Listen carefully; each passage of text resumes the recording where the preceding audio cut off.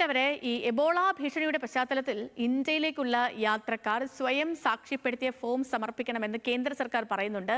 Air Suvidha 2.0 പോർട്ടലിലാണ് ഈ സാക്ഷ്യപത്രം സമർപ്പിക്കേണ്ടത്. Gulf നാടുകളിൽ നിന്ന് അടക്കമുള്ള പ്രവാസികൾക്കും നിബന്ധന ബാധകമാണ്. ശരത് ലാൽ വിവരങ്ങളുമായി ചേരുന്നുണ്ട്. ശരത്ത്, എബോള വ്യാപനം രൂക്ഷമാണ്, ആശങ്കപ്പെടുത്തുന്ന സാഹചര്യമാണ്. നിലവിൽ കേന്ദ്ര സർക്കാർ പുറത്തിറക്കിയിരിക്കുന്ന മാർഗനിർദ്ദേശങ്ങൾ എങ്ങനെ?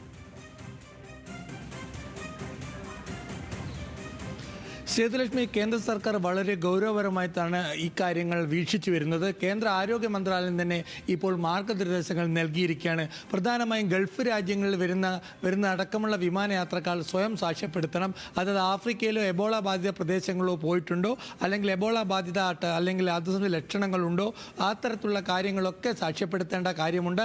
അതാണ് സാക്ഷ്യപത്രം.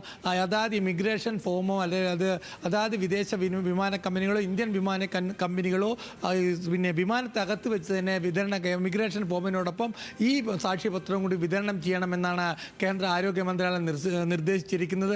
എന്നാൽ എബോള ഭീഷണി ഇന്ത്യയിലുണ്ട് എന്ന് തന്നെയാണ് വളരെ ആരോഗ്യ മന്ത്രാലയത്തിനെ കണക്കൂട്ട്. പ്രത്യേകിച്ച് ഗുജറാത്ത്, അതായത് ആഫ്രിക്കയിൽ നിന്ന് നിരവധി ഗുജറാത്ത് നിവാസികൾ ആഫ്രിക്കയിൽ വിവിധ വ്യവസായ അല്ലെങ്കിൽ ബിസിനസ് ആവശ്യങ്ങളുമായി നിരന്തരം യാത്രയുണ്ട്. അതൊക്കെ ഗൾഫ് വഴിയാണ് ആഫ്രിക്കൻ രാജ്യങ്ങളെ കൂടുതൽ യാത്ര ചെയ്യുന്നത്. അതുകൊണ്ട് ഗൾഫ് രാജ്യങ്ങളിലുള്ള എല്ലാ വിമാന കമ്പനികളോടും ഇത് സംബന്ധിച്ച വിമാനച്ചട്ട നിയമപ്രകാരം ഈ ഡിക്ലറേഷൻ നിർബന്ധമാക്കിക്കൊണ്ടാണ് കേന്ദ്ര ആരോഗ്യ മന്ത്രാലയം ഇതിപ്പോൾ ഉത്തരവ് പുറപ്പെടുവിച്ചിരിക്കുന്നത്.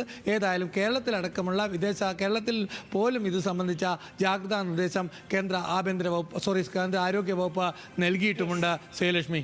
ഓക്കെ ശരത്ത്, ശരി. ഇപ്പോൾ എബോള ഭീഷണി അതിനെ അതീവ ശ്രദ്ധയോടുകൂടി കരുതലോടുകൂടി കേന്ദ്രം നിരീക്ഷിക്കുന്നു എന്ന് വേണം ഈ നടപടിക്രമങ്ങളുടെ പശ്ചാത്തലത്തിൽ നമ്മൾ മനസ്സിലാക്കേണ്ടത്.